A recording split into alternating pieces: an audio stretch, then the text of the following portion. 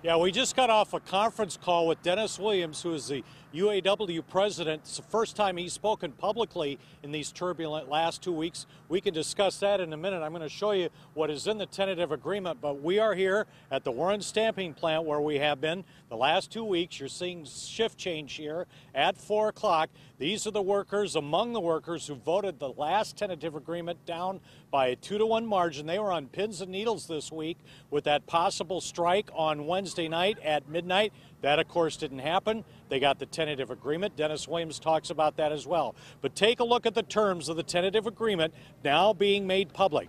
The best in all of this is two-tier ends for workers hired in Fiat Chrysler after 2007. This was 45% of the workforce. They can now top out at $29 an hour. That's parity with the traditional workers. That's over an 8-year period. The traditional workers, they get a 3% raise in the first and the third year of this contract and a 4% lump sum, the second sum, that is, of the second and fourth year. That's not to build that into ongoing legacy costs for the company.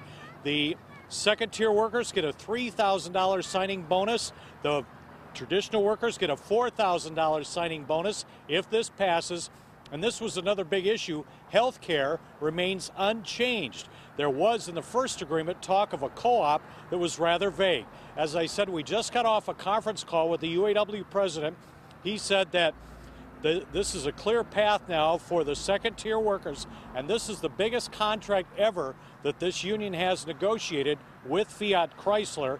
He said it got a standing ovation from the Chrysler National Council. That happened over the noon hour. That was the first step, and this will be ratified by the workers. It'll all be set up through their local unions, but within the next week or two.